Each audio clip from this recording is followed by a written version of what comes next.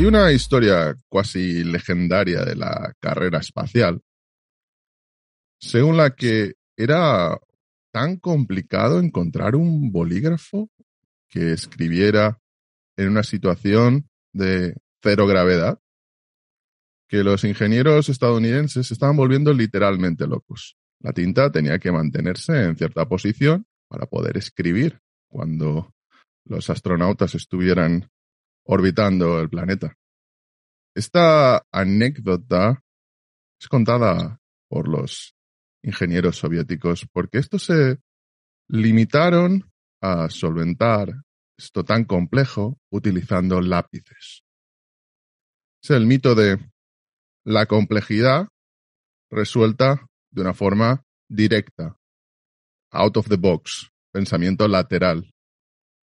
Conquistar Asia cortando el nudo gordiano en lugar de arrodillarte a resolverlo. Hoy con nosotros tenemos a Javier G.R. Cuenco, que es CSO de Singular Solving, además escritor.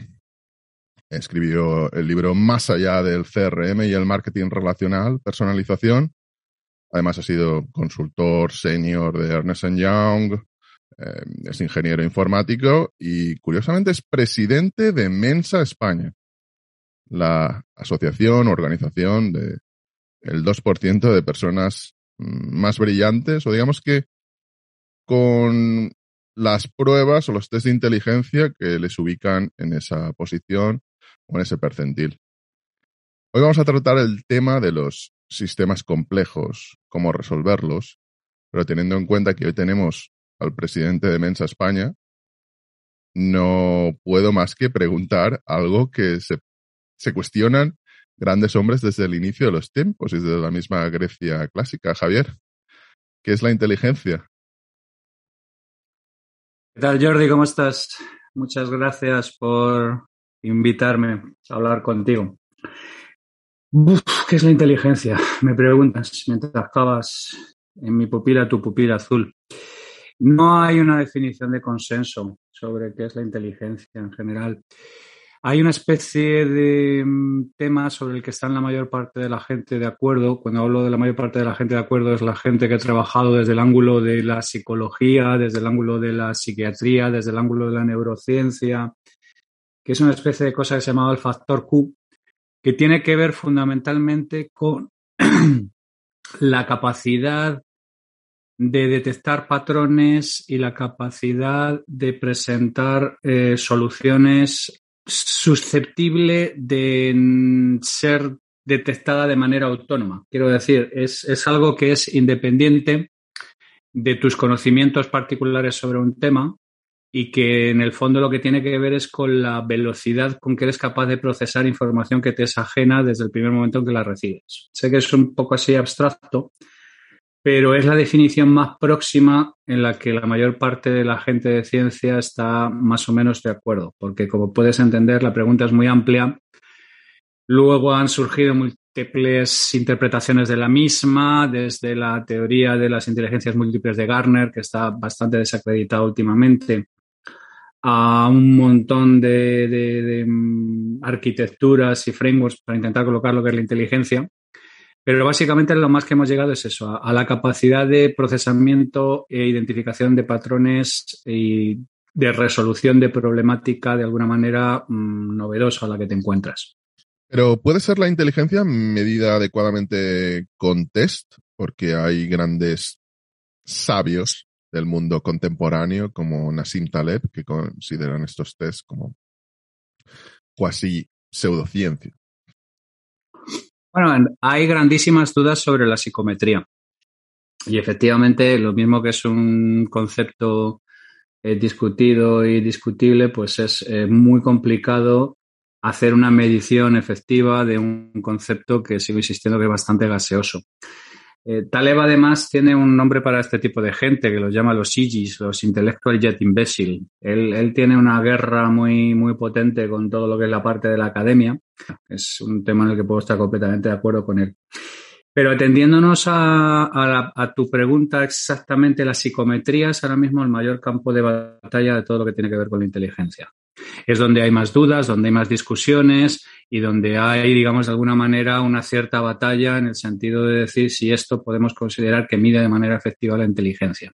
Yo personalmente me tomo toda la psicometría y todos los tests como una especie de indicador, de guía, de señal, de que puede ser que haya algo ahí, más que como una especie de métrica absoluta.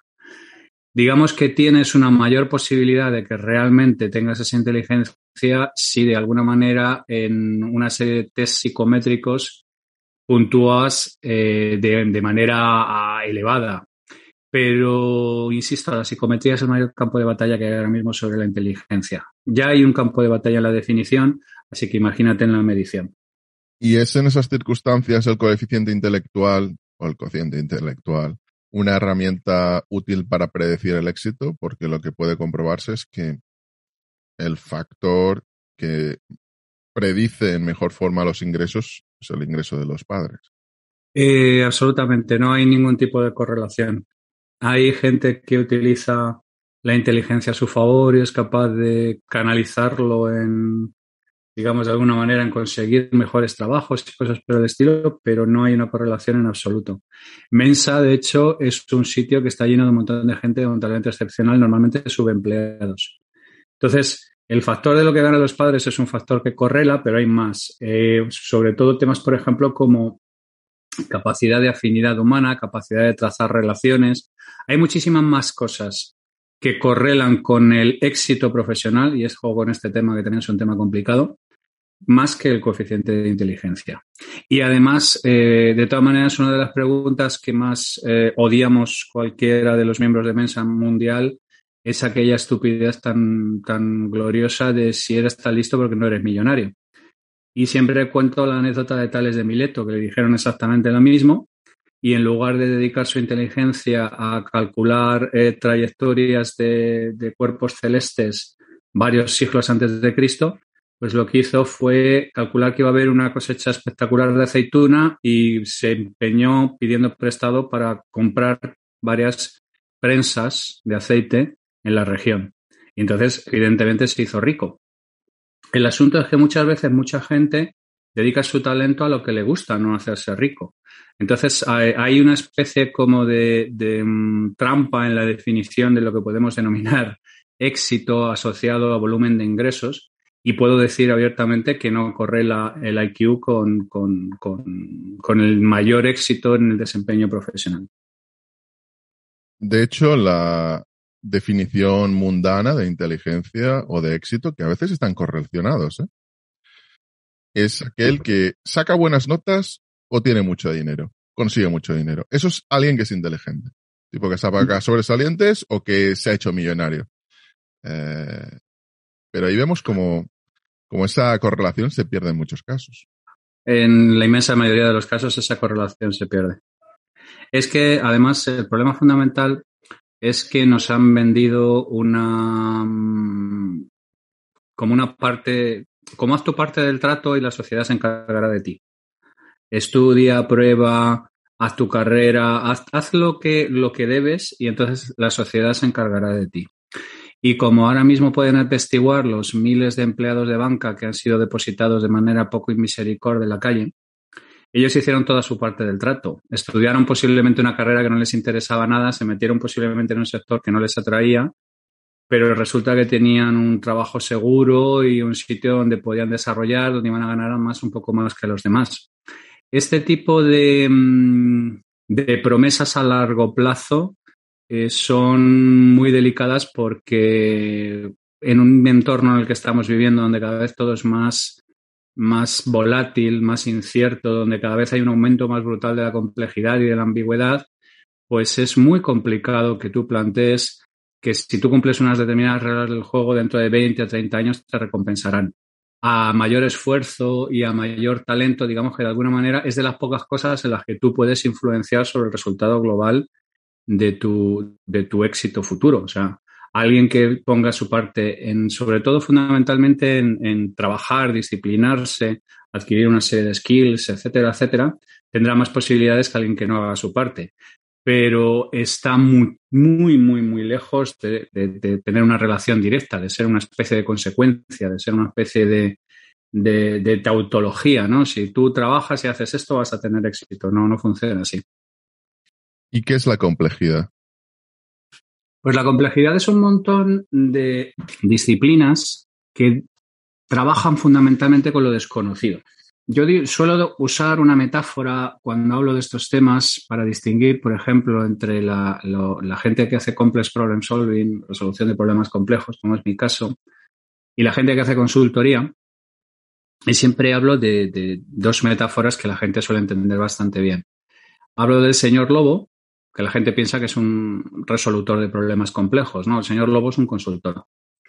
El señor lobo sabe lo que hace. No es la primera vez que ayuda a delincuentes, no es la primera vez que hace desaparecer un cadáver, no es la primera vez que hace desaparecer un coche, no es la primera vez que rasca los sesos de una víctima de las ventanas de un coche. O sea, estoy a 30 minutos, llegaré en 15. Es una persona que conoce su trabajo y es el mejor en lo que hace. Lo que ocurre es que su trabajo es un poco más colorista que si fuera un pintor o fuera alguien que pusiera moquetas. Sin embargo, alguien que se acerca más a la metáfora de un resolutor de problemas complejos, usando otra metáfora audiovisual, es el Doctor House, ¿vale? El Doctor House es un médico terrible, malísimo, porque no tiene ningún don humano, ni es capaz de atender consultas, ni es capaz de hacer las cosas más elementales, es manipulador, es un drogadicto, es un sociópata, es un montón de cosas. Pero cuando gente que lleva entre 20 y 25 años de formación médica se dan cuenta de que no tienen ni puñetera idea de qué hacer, él es capaz de funcionar, él es funcional. Y además los tropos que hay siempre en la serie son siempre iguales. House trata algo loquísimo que casi mata al paciente. House vuelve a tratar algo todavía más loco que casi pone al paciente más en riesgo. Y tercero, House hace algo definitivamente loquísimo, salva al paciente y suele ser lupus. Entonces, el tema, que no deja de ser un arquetipo y no deja digamos, de alguna manera, de ser una simplificación con respecto a la realidad, lo que nos debería llevar a reflexionar es que el resto de sus compañeros no son gilipollas. De hecho, el resto de sus compañeros resuelven el 99.99% de las cosas que pasan en ese hospital. ¿Cuándo entra House? Cuando todos los demás, con sus 20, 25 años de estudio, pre-med, med, educación en las mejores Ivy League Universities, etc., dicen que es que no tengo ni idea, no sé qué demonios es lo que está pasando aquí. Pues la complejidad es todo el conjunto de problemáticas de la que no tenemos experiencia. Y los especialistas en resolución de problemas complejos son gente que son funcionales a pesar de que son conscientes de que no tienen ni idea de a qué se están enfrentando. Al igual que en un cubo de Rubik no puedes mover solo un cuadro, un intento de resolución de la complejidad aumenta la complejidad. Es un escenario, pero normalmente un intento de resolución de la complejidad es exploratorio. Cuando tú afrontas un sistema complejo, lo que tienes que intentar es hacer una hipótesis lo más válida posible sobre cómo está funcionando, probarla y en base a la respuesta que obtengas sacar conclusiones sobre cómo es el mecanismo interno que funciona. El cubo de Rubik normalmente se percibe como una especie de epítome de la complejidad y es así si lo abordas sin un mecanismo. Cuando tú lo abordas con un mecanismo, porque es un artificio matemático y al final del día, haciendo una serie de cosas y una serie de movimientos, lo resuelves, en realidad se convierte en consultoría. O sea, digamos que de alguna manera lo que convierte un problema en complejo o no es la naturaleza del problema, sino el grado de conocimiento que tengas de cómo abordar ese problema en cuestión. Entonces, tú puedes hacer una propuesta concreta para intentar resolver un problema y aumentar el grado de complejidad final del mismo.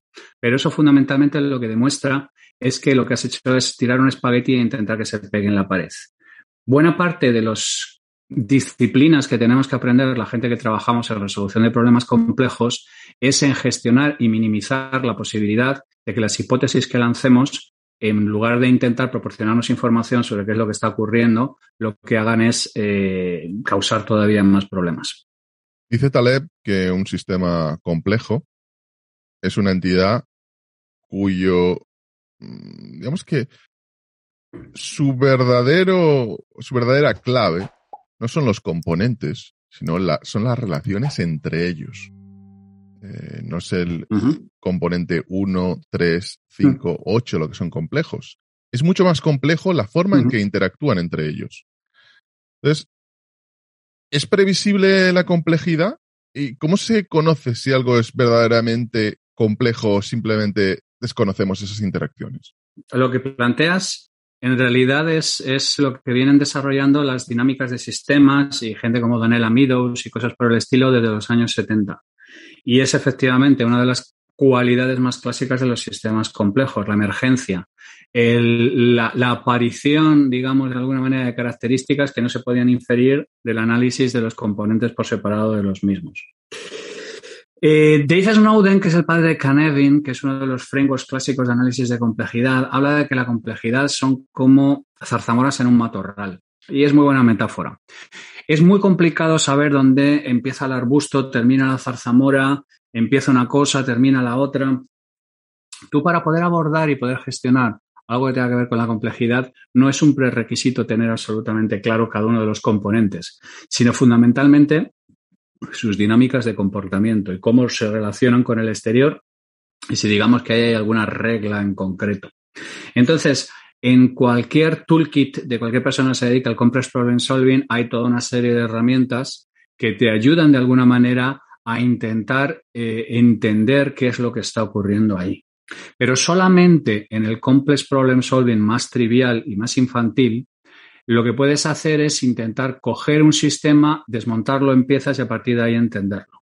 Por ejemplo, hay un libro clásico de Ken Watanabe, que es un antiguo consultor de McKinsey, que es Problem Solving 101, que es algo así como una especie de introducción al complex problem solving para niños. Que lo que hace, digamos, de alguna manera es proponer ese sistema, que es coger los sistemas complejos, desmenuzarlos en partes más simples e intentar entender cómo funcionan esas partes más simples, con lo cual inferir cómo ocurre. Ese tipo de sistemas son prácticamente ni siquiera merecedores del nombre de sistemas complejos. Un sistema complejo es esta metáfora que utiliza Dave Snowden.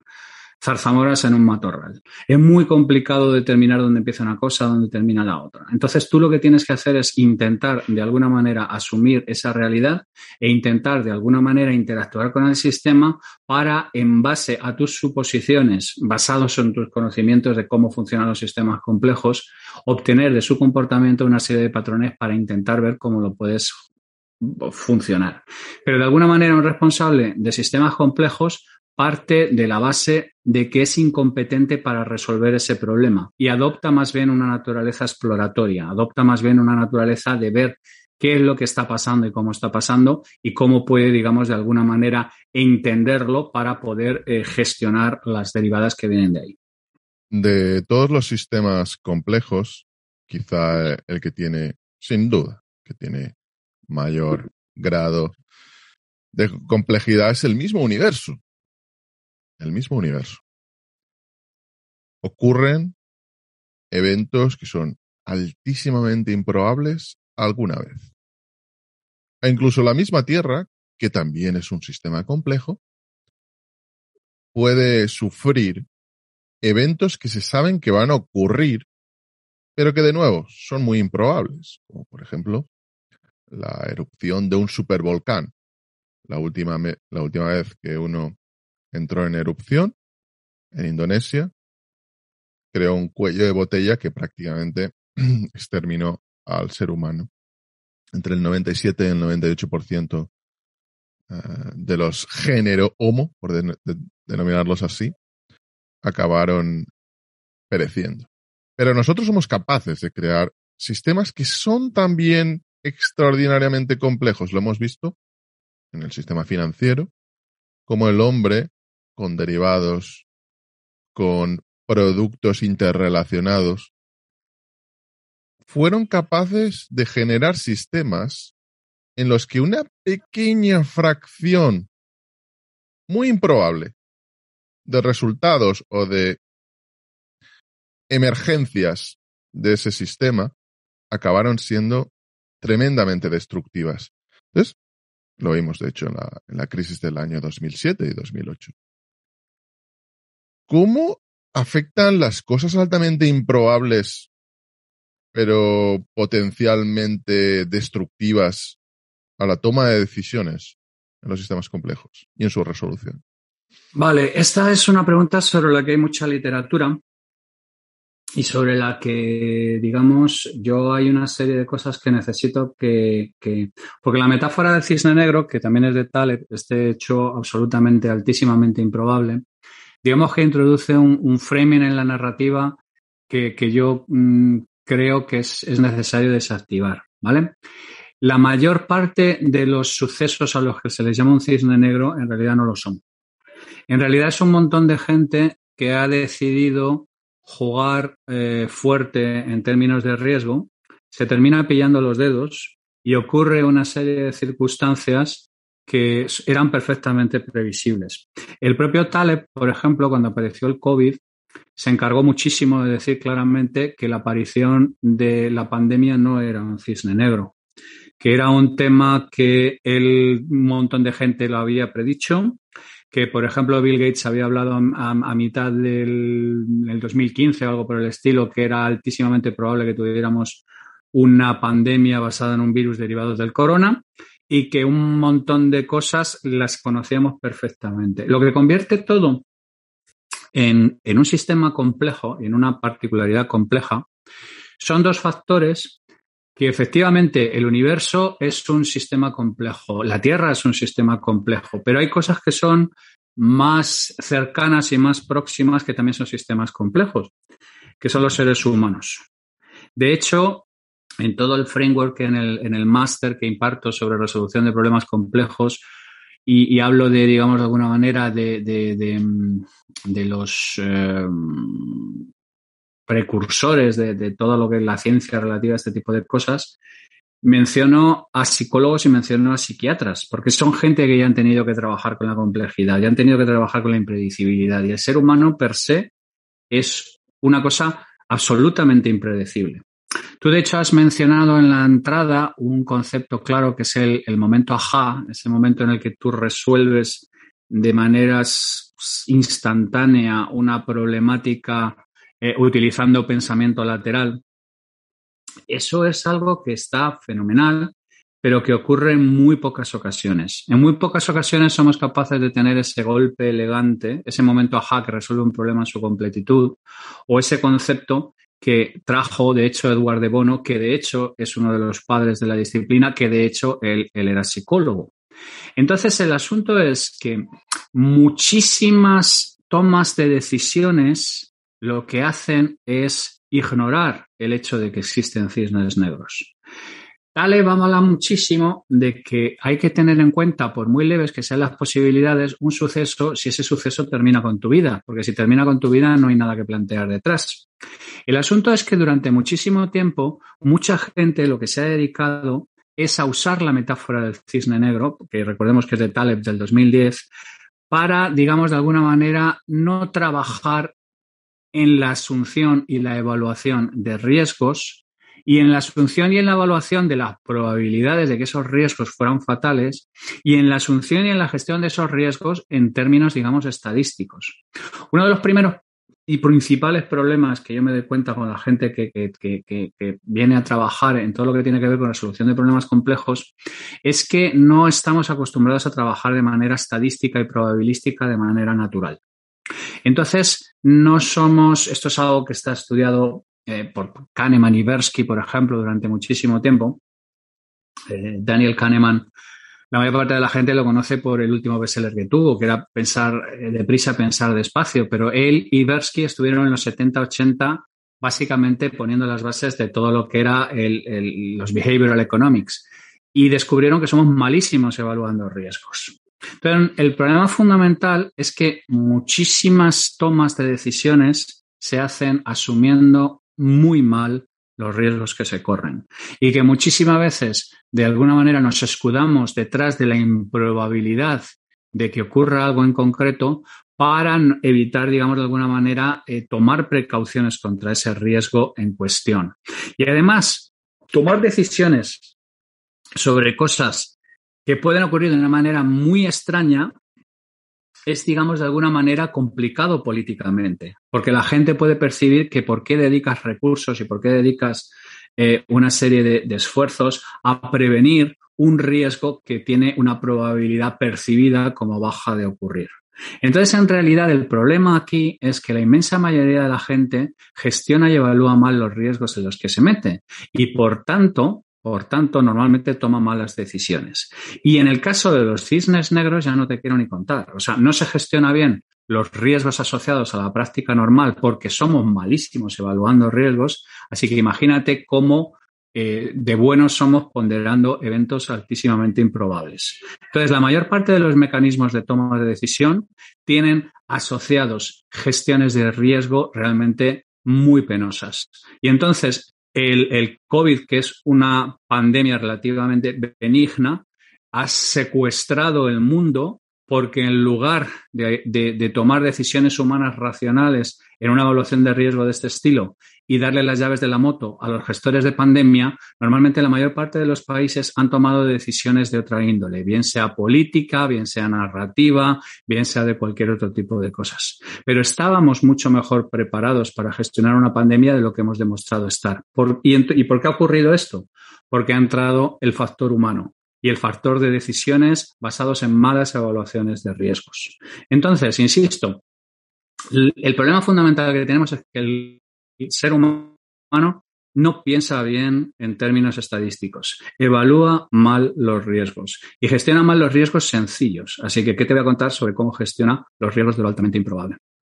Sin embargo, junto a el hundimiento de un sistema complejo en una especie de efecto dominó causado por un cisne negro, vemos algo que es muchísimo más común.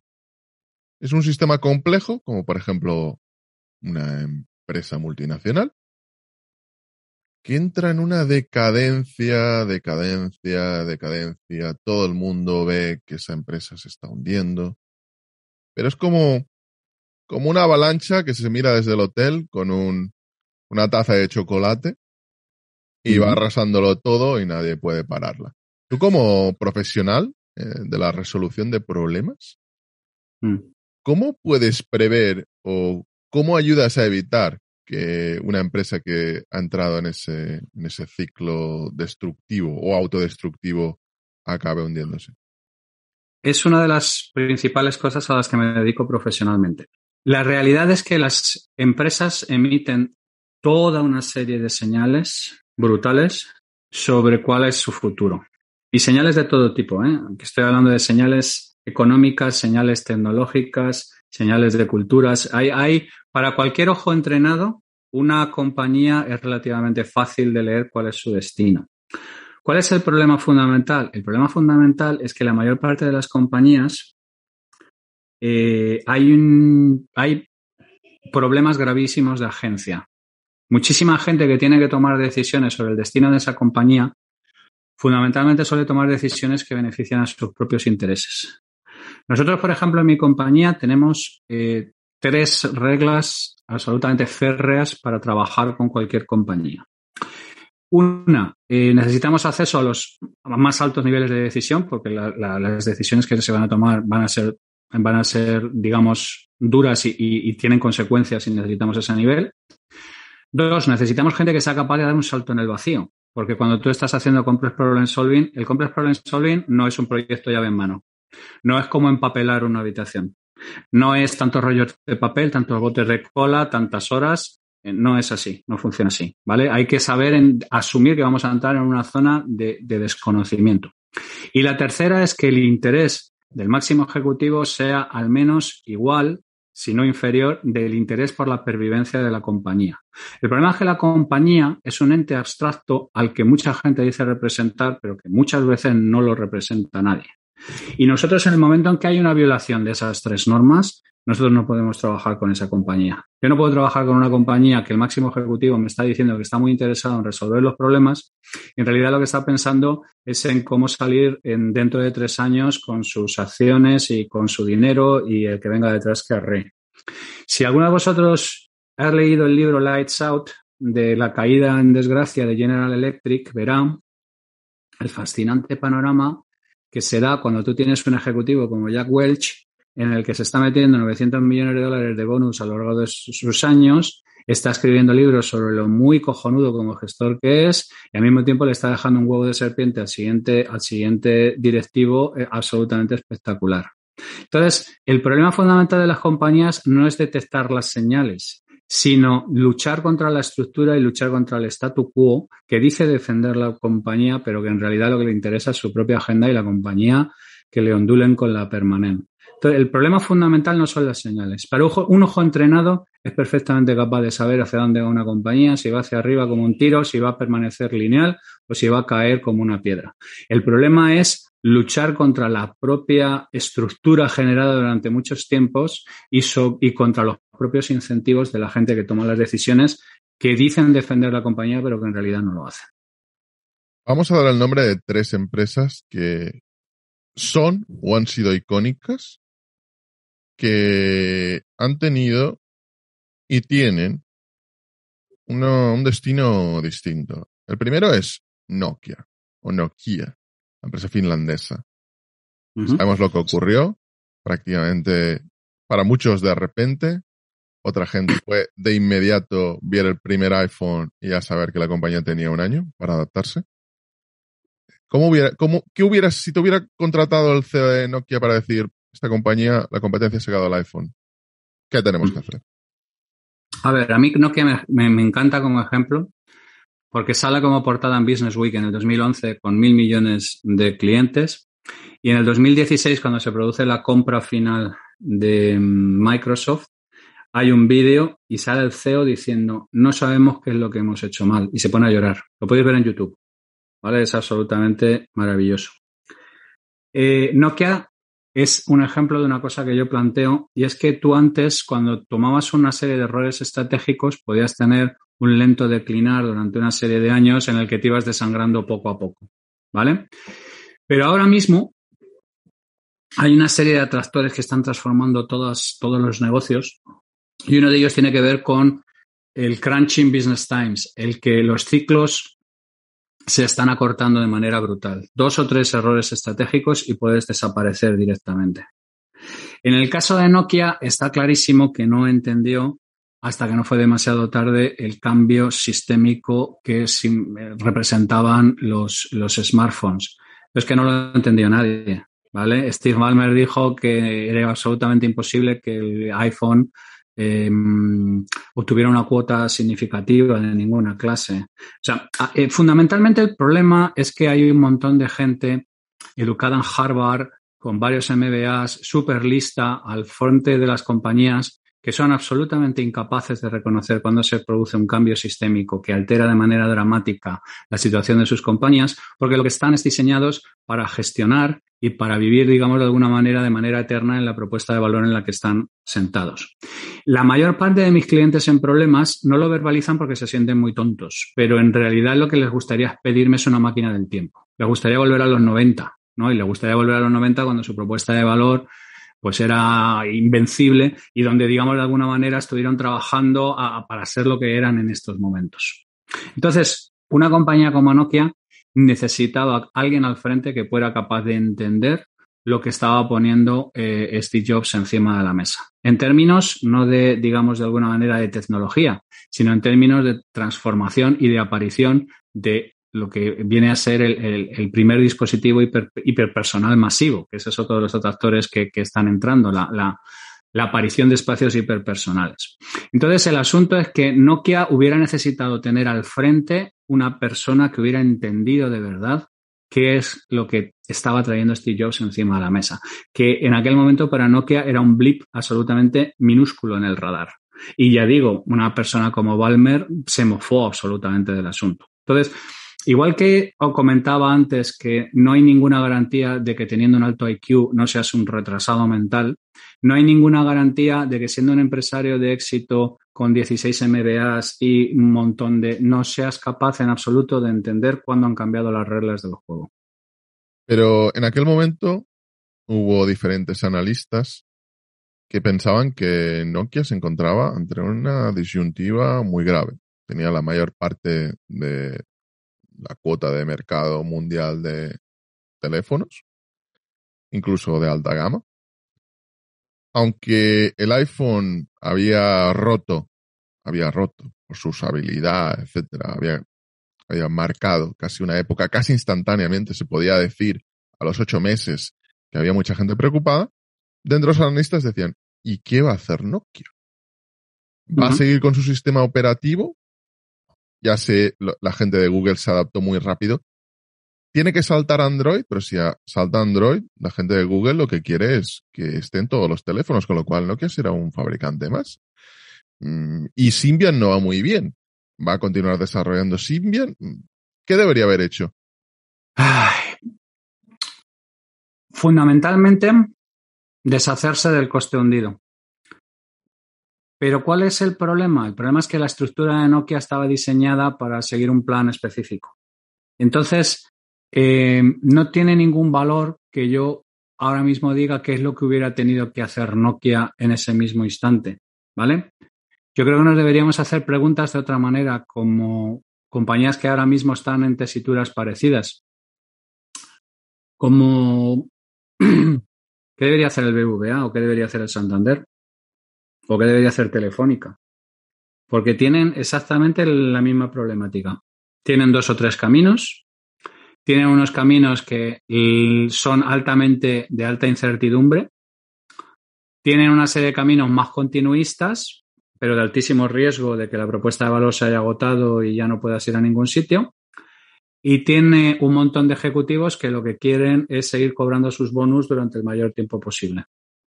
¿Tú qué crees que tomará? ¿Tú por qué crees que Nokia tomó la decisión que tomó?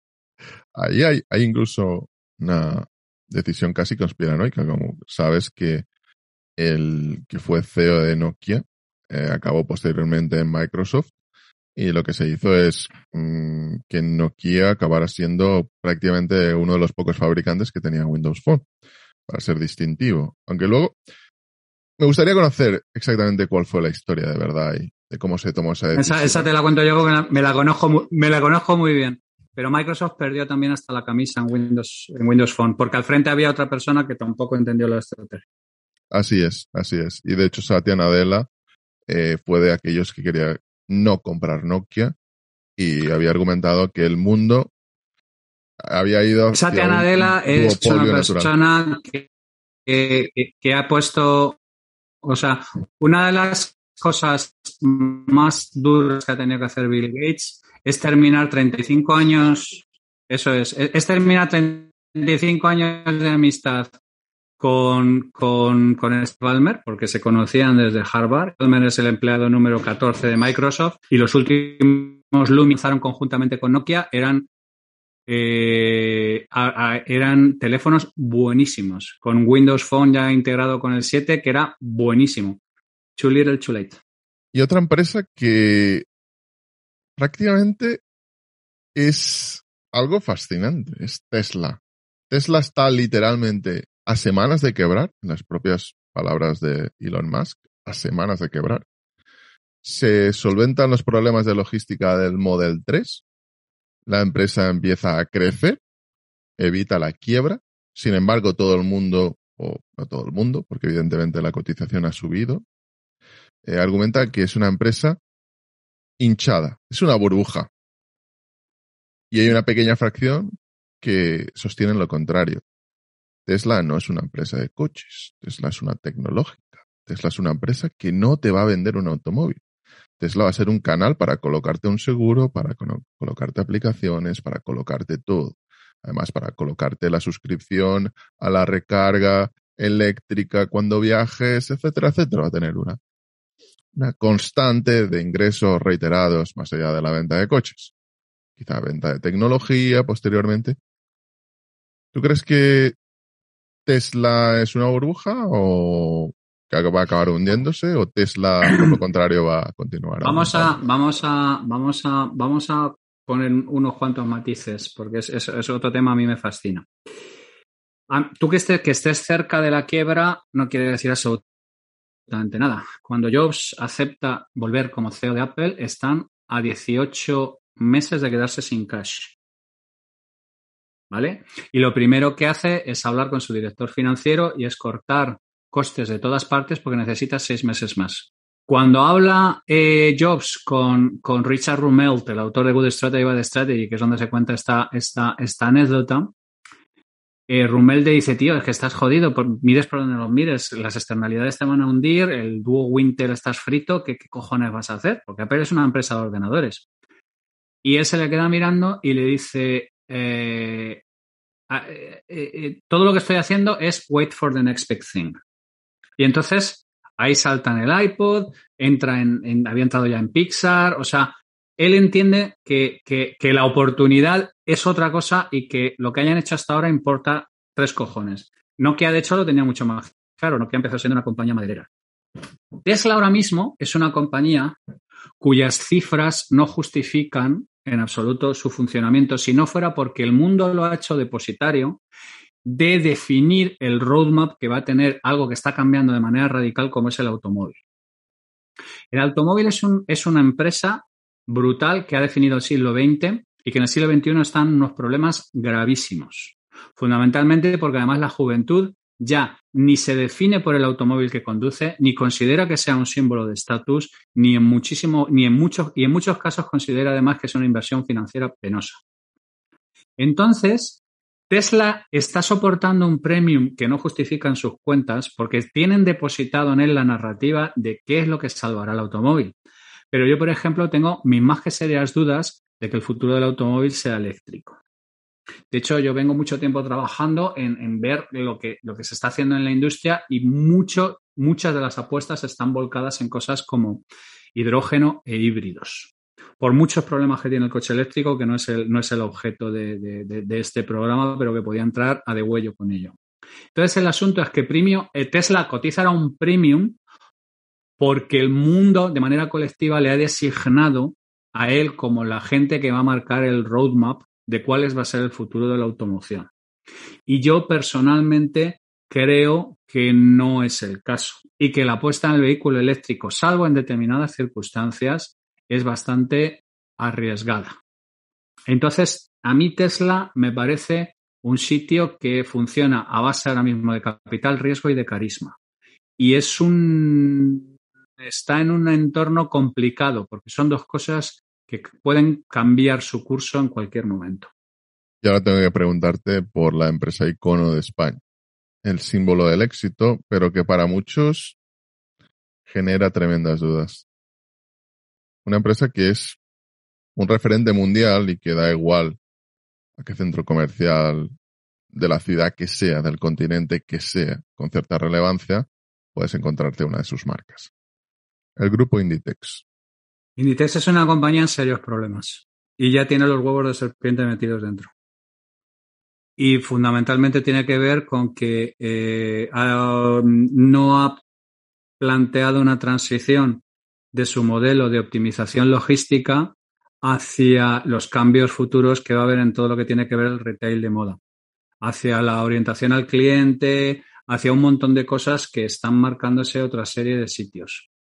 Además, hay otro problema adicional y es que Pablo Isla era una persona que tenía muy claro que tenía una serie de años que le quedaban allí al frente y que no tenía ninguna gana de sacudir el árbol.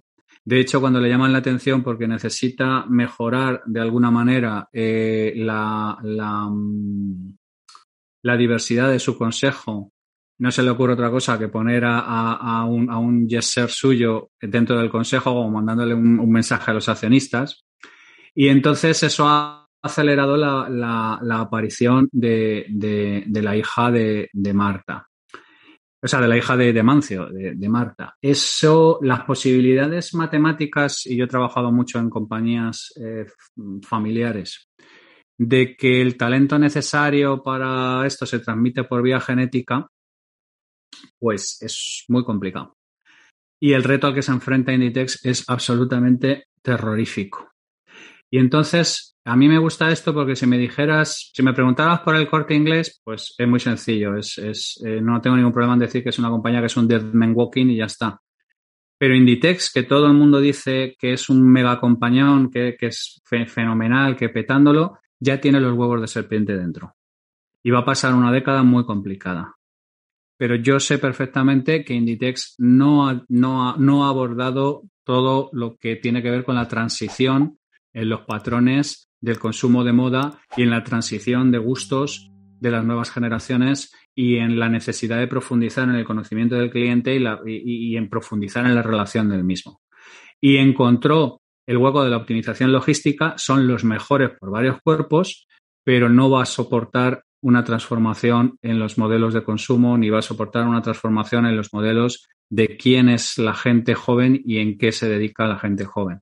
Es como, si me quieres comparar ahora mismo cómo están las Big Four, ahora mismo comparado con los 90. En los años 90 y en los años de Mario Conde, la gente más brillante de las universidades se mataba por entrar en estas compañías. Ahora nadie quiere entrar en ellas. Y son sistemas piramidales que dependen de que entre un montón de gente por la base para poder llegar arriba. Y las consecuencias las están viendo. Los tienen que jubilar con 55 años y el tema se ha complicado mucho. Entonces, lo que la gente no entiende, y es algo que les intento hacer entender, pero no lo entienden, es que el éxito masivo de una propuesta de valor es altamente contextual y depende de las circunstancias y de la gente que viva en ese momento y de un montón de cosas que son irrepetibles en el tiempo y que a lo largo del tiempo inevitablemente se terminarán degradando. E inevitablemente tus clientes terminarán muriéndose de viejos y que tú tienes periódicamente que refrescar tu propuesta de valor si quieres seguir sobreviviendo y reinventándote a lo largo del tiempo. Y veo a Inditex demasiado pegado al modelo que le ha dado éxito y no veo a gente con el suficiente talento ahora mismo como para poder pilotar una transición tan complicada como esa. Lo has nombrado tú, pero te tengo que preguntar de nuevo. Del Corte Inglés, a pesar de los anuncios y a pesar de lo comprada que está la mayor parte de la prensa en España, a pesar de que se apuntan a veces las críticas, aunque se acaban inundando bajo publicidad, el Corte Inglés, para muchos que de verdad se atreven a decir lo que piensan, es un dinosaurio esperando un asteroide. Lo que ocurre es que el asteroide ha llamado ya a la puerta de la casa del dinosaurio y se está quitando los zapatos para entrar.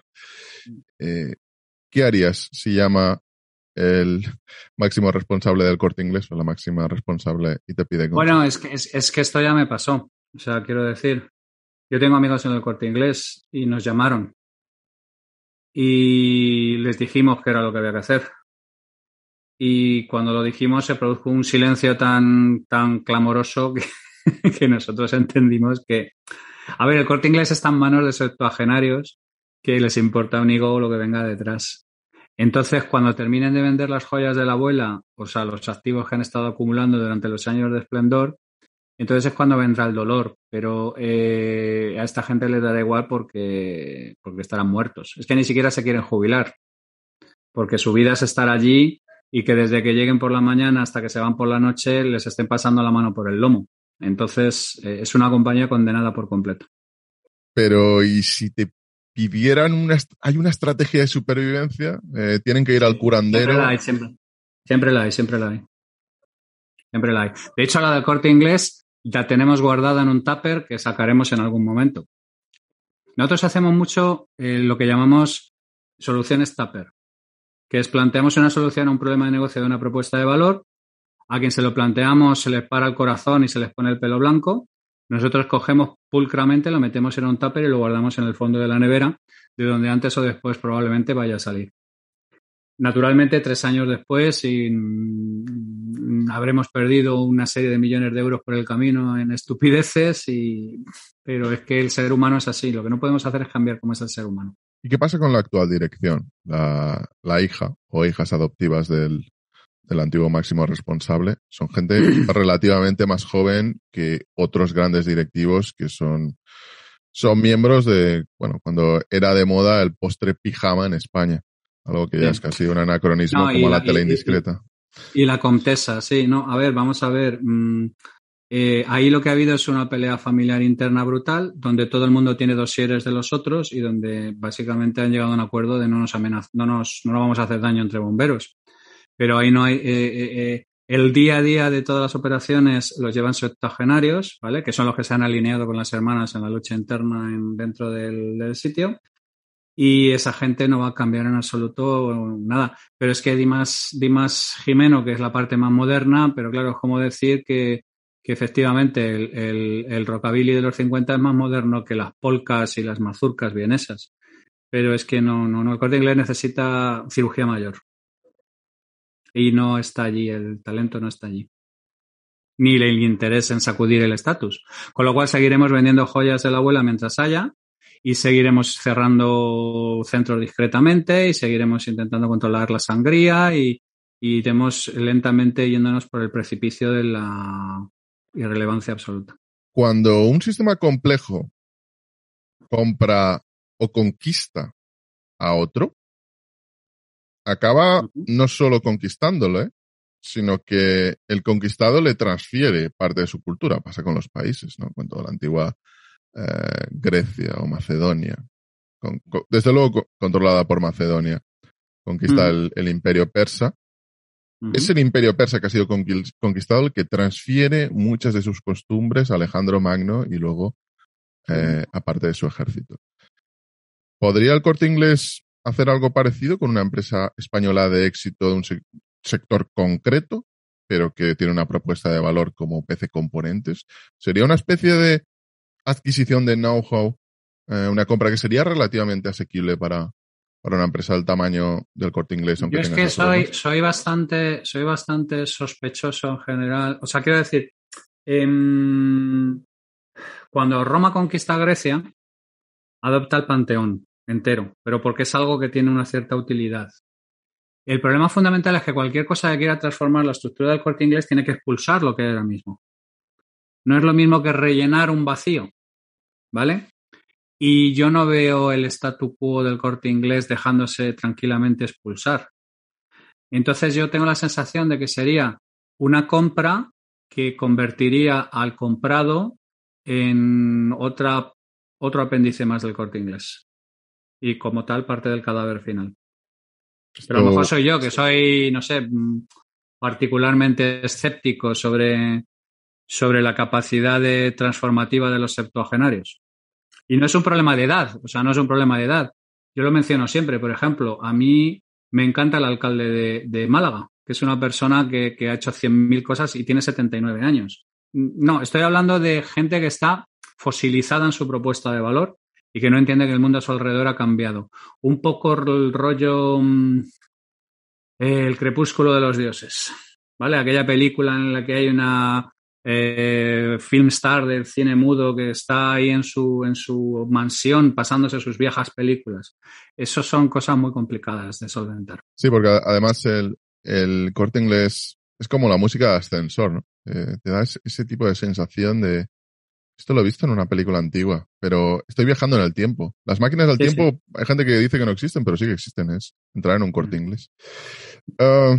¿Y qué pasa con las megatendencias tecnológicas? ¿Cuáles crees que se aprecian en el mundo?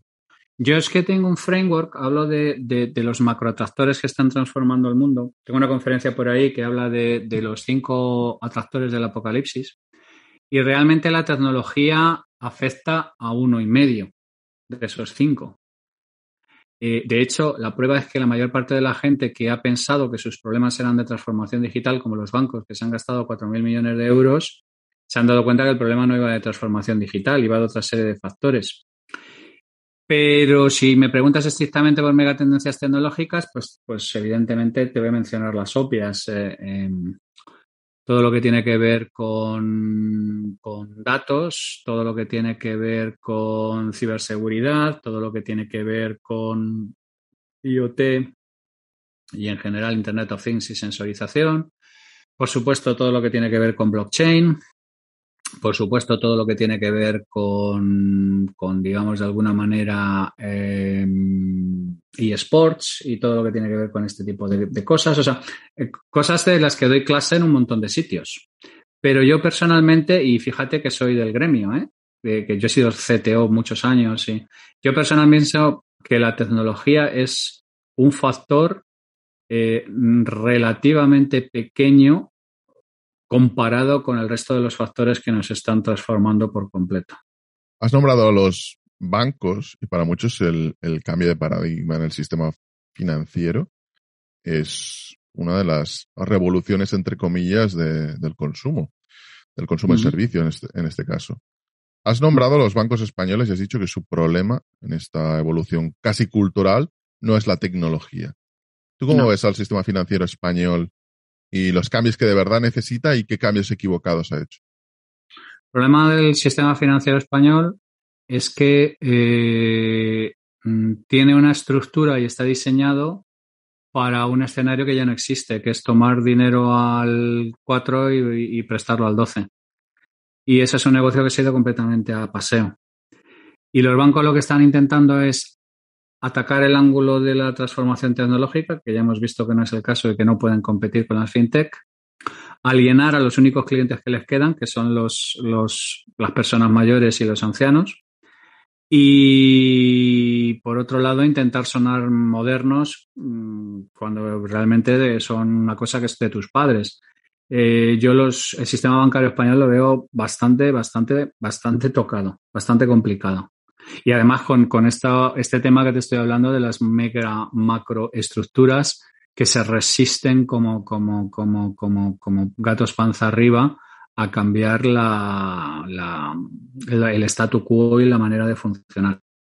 Entonces, yo ahora mismo veo a los bancos con un montón de gente preocupándose en lugar de cómo deberían transformarse por completo para afrontar el peligro que tienen, peleándose porque no sean mañana su despacho el que tenga que meter todas sus cosas en una caja y salir por la puerta. ¿Y cómo afecta el componente humano dentro de todas estas tendencias, dentro de la complejidad? ¿Cómo afecta la política, que es fundamental en el comportamiento y incluso te diría, cómo afecta a las disciplinas científicas? Porque a veces parece que la complejidad es simplemente no mezclar laxantes con pastillas para dormir, ¿no? A ver, sí, perdona, termino yo, disculpa, que a lo mejor ibas a decir algo más. Sí, no, te preguntaba, ¿cómo afecta la política al comportamiento humano y a las disciplinas científicas? Vamos a ver, la política es una de las cosas más importantes del mundo y nosotros además hablamos que como buenos CPS lo que más ilusión nos haría es colocar al próximo presidente del gobierno. Pero es que nos hemos acercado a la clase política y no hemos visto una centrifugadora de talento mayor. Jamás. O sea, y hemos estado en los sitios más dantescos que te puedas imaginar, pero como la política, ninguno. ¿Por qué? ¿Por qué, Entonces, perdona? ¿Por qué es una centrifugadora de talento la política? sí, porque nosotros tenemos la sensación de que cualquier persona que tiene talento en algún momento dado se da cuenta de que está perdiendo el tiempo y se larga de ello. Y lo único que queda es lo que queda, lo que no se quiso comer el pollo. Y ahora mismo estamos viendo la calidad, en cierta manera, que tenemos de nuestros representantes políticos en todos los arcos del espectro parlamentario. O sea, quiero decir que yo creo que es una problemática generalizada. No puedo decir que unos lo hacen bien y otros lo hacen mal. Entonces, a nosotros es devastador porque el poder que tiene la política para hacer cosas. Nosotros hablamos mucho de lo absolutamente imprescindible que es la colaboración público-privada para hacer grandes cosas transformacionales. Pero el problema fundamental es que nosotros estamos viendo que ahora mismo en la mayor parte de la clase política no hay nadie al volante. Y como no hay nadie al volante porque ha sufrido un proceso de centrifugación de talento brutal, pues básicamente no tenemos respuestas para un escenario que es más desafiante que nunca. Entonces, la política es una de las cosas a las que más cariño le tengo desde el punto de vista de lo que nos gustaría hacer y es más frustrante incluso que el Corte Inglés, si me apuras. Porque es uno de los sitios donde te das cuenta que tal y como está planteado no hay ninguna manera de sacarlo del marasmo en el que está ahora mismo. Y lo digo desde la pena, o sea, yo considero que la política es una de las cosas más importantes que hay y que tener unos buenos gobernantes y tener gente con talento es una de las cosas que diferencian a un país triunfador de un país que no lo es. Pero ahora mismo es un auténtico museo de cera de la mediocridad, una especie de Madame Tussauds de la mediocridad. No suena muy optimista. Cambiando o tratando de ser, diría que dar un toque distinto, un toque más azul o más verde. La the next big thing, digamos que uno de los mayores cambios que se acercan en el mundo tecnológico, casi cultural, es el Internet 3 o 4.0, sería debatible, que para muchos es el metaverso. Metaverso simplemente es eso, la nueva evolución de Internet. ¿Tú para ti qué es el metaverso? Pues hombre, fundamentalmente es algo que ya lleva entre nosotros 15 años. O sea, una cosa muy diferente es que Facebook está intentando huir hacia adelante de 15 años de rapiña, cubriéndose con la manta del metaverso y lo haya puesto de moda. Pero cualquiera de nosotros ha estado en World of Warcraft, cualquiera de nosotros ha estado en Second Life, cualquiera de nosotros ha estado en Habbo Hotel, cualquiera de nosotros ha estado en un montón de sitios. Es una tendencia imparable que cada vez más gente va, digamos de alguna manera, a tener sus fantasías escapistas en un metaverso. Pero es que hay muchos metaversos y personalmente no me creo el concepto de el metaverso como el único sitio donde se puede hacer este tipo de cosas y además de alguna manera centralizado en una serie de actores y cosas por el estilo. Yo considero, por ejemplo, llevo 30 y tantos años de gamer, o sea, considero que ahora mismo la tecnología nos permite una experiencia inmersiva que es absolutamente imposible de descifrar y de separar de la realidad. Pero todavía tenemos problemas con los interfaces, todavía tenemos problemas con las gafas, todavía tenemos problemas con un montón de cosas que hace que todavía no esté allí. Entonces yo separaría el hecho del metaverso, que es algo que creo que es inevitable y que habrá muchos metaversos, pero en el que ya llevamos 15 años, de la reciente Perdona, Javier, porque sí. Me ha llamado la atención que has dicho los metaversos, no el metaverso, porque es exactamente la misma expresión que ha utilizado Satya Nadella para justificar la mayor compra de la historia de los videojuegos, que recordemos, tiene un potencial, ya es un sector mayor que cualquier otro tipo de entretenimiento, pero crece a un mayor ritmo, que es la compra de Activision Blizzard King. Y Correcto. Para justificarla, ha hecho referencia a algo que no tendría por qué, o a primera vista, ser algo lógico o algo que han apuntado muchos analistas. No lo han hecho. Y él ha hecho hincapié en el metaverso, pero no en el metaverso, en los metaversos. Dice, vamos a los metaversos. Y lo que están comprando son comunidades de diferentes juegos que suman 400 millones de personas. ¿Tú cómo has visto esta estrategia con esta compra brutal? Absolutamente lógico. Me parece, o sea, la gente se ha vuelto turuleto con el tema de que hayan comprado esto, hayan hecho este movimiento tan bold, lo hayan pagado además en cash, ¿vale? Pero es que, a ver, esa diferencia entre Apple y Microsoft. Microsoft tiene un estratega al frente y tiene claro hacia dónde quiere ir. Y tiene claro que el que quiere estar en el metaverso de World of Warcraft, que es fantasía, es Sword and Sorcery, no tiene ningún interés estar en el metaverso de Battlefield, de Call of Duty, porque es completamente diferente, y no tiene ningún interés en estar en el metaverso de Grand Theft Auto. O sea, es que esto de pensar que un único metaverso para dominarlos a todos es algo que deriva de que nosotros pensamos en el metaverso en términos de Matrix y otra serie de metáforas. Cuando no sabemos cómo funciona algo, acudimos a la ciencia ficción o las metáforas de ficción, por decir de alguna manera, para que nos intente dar una idea de a qué se dedica el asunto. La compra de Nadella es impecable desde un punto de vista tanto de posicionamiento general como incluso de apalancamiento, utilización del cash y posicionamiento estratégico. Apple tiene cash para afrontar una compra como esta, pero no tiene a nadie estratégicamente al frente que diga, es que por aquí es donde va a ir Apple. Y tendremos el iPhone 25 y tendremos la enésima variación de todas las cosas en las que entró Steve Jobs. Pero ¿hasta cuándo? Hasta que haya una generación que surja que los productos Apple no le interesen o no se siente identificado con ellos o no crea que sea un proceso aspiracional. Le ha pasado el coche, así que imagínate lo que le pasará a los productos de Apple. Entonces, yo estoy 100% de acuerdo con lo que ha planteado Satya. Y nadie que no sea un gamer nadie que sea un gamer y que lleve una serie de años en el asunto puede pretender que haya una especie de metaverso común cuando tú puedes tener fantasías escapistas completamente diferentes y a cada uno de nosotros nos apetece un contexto y una fantasía completamente distinta. Ha sido una conversación fascinante, en algún punto diría que incluso muy sugerente. Pero me gustaría cerrar con una visión de futuro. ¿Cuál es la tuya? ¿Cómo es el mundo con todas estas tendencias, como si se alinearan y llegaran a algún lugar en común, o al menos hacia él? ¿Cómo ves el mundo en el año 2050? Todas estas tendencias tecnológicas, culturales, esas macro que acaban decantando en algo. Vale, yo no soy un futurista, yo soy un fringe futurist, un futurista de frontera. Yo, como mucho, puedo hacer predicciones a 6 meses y macrotendencias tecnológicas a 18. Entonces, futuristas son mis amigos Mónica Quintana, David Alayón, Paco Jariego, Isabel Peñuelas. Hay un montón de gente que se dedica a Gemma Requena. Hay un montón de gente que se dedica a la parte del futurismo. Yo no me dedico al futurismo.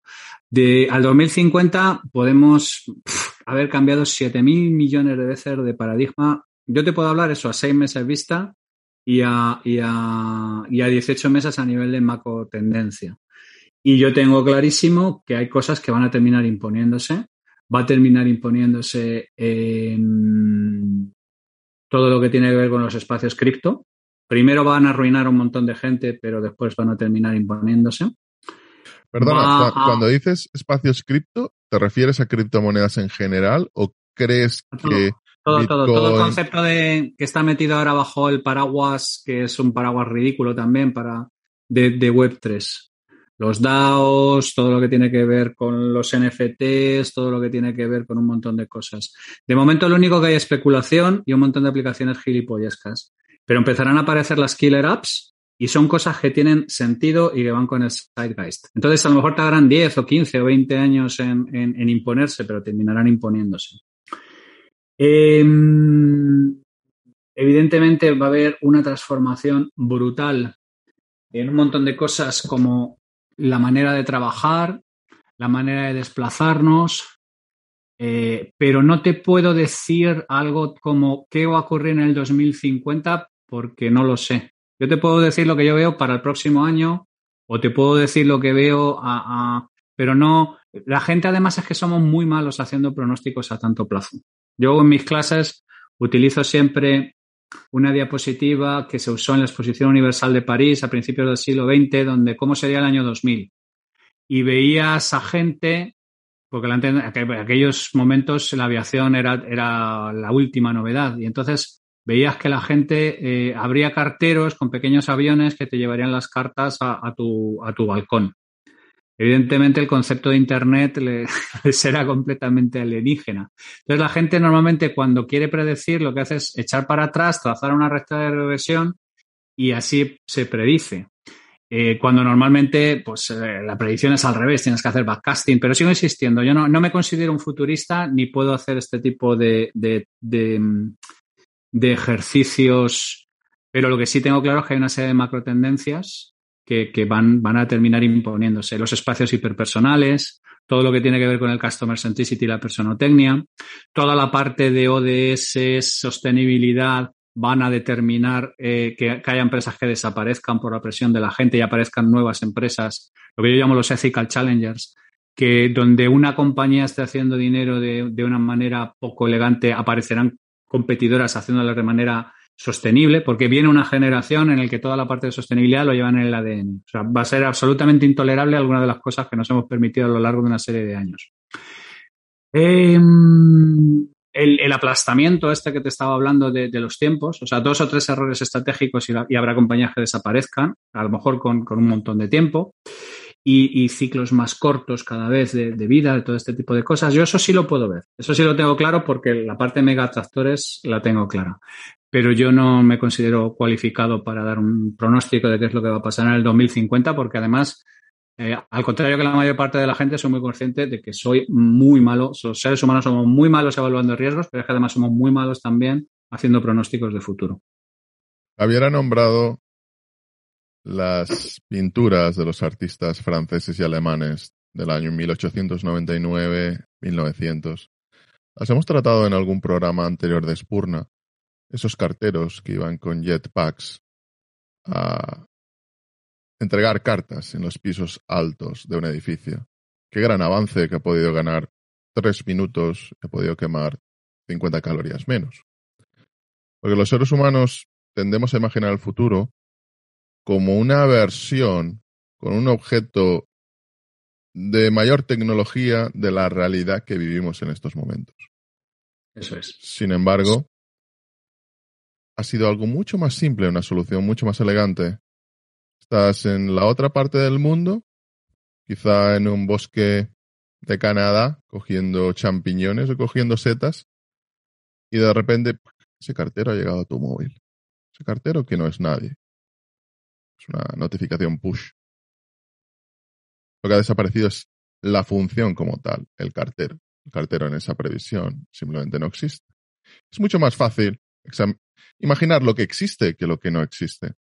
Un cubo de Rubik, el futuro, lo tendríamos a imaginar como un cubo con espejitos o con un diseño similar a la naranja mecánica, pero al final el cubo quizás no acabaría existiendo o estaría dentro de un ordenador en caso de hacerlo.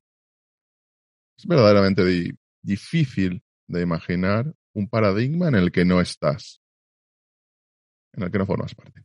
Muchísimas gracias, Javier. Te agradezco enormemente esta fascinante conversación. ¿Dónde pueden saber más de ti los oyentes? Tengo mucha presencia en un montón de sitios. En Twitter con @recuenco. Publico hilos todos los fines de semana. Estoy en 2 podcasts, en Heavy Mental, donde traemos ciencia y humor. Y en Nada que Ganar, donde trabajamos cosas más relacionadas posiblemente con el mundo empresarial y bueno, en LinkedIn también tengo bastantes artículos. Soy muy fácil de localizar. No estoy particularmente oculto y será un placer contactar con quien... Soy muy accesible también. Cualquiera que quiera contactar conmigo para cualquier cosa, estoy vuestro auténtico a disposición. Muchísimas gracias, Javier. Hasta el siguiente programa. Gracias a todos y como ya sabéis, seguimos cada día a las 2 y las 10 en emisiones en Twitch.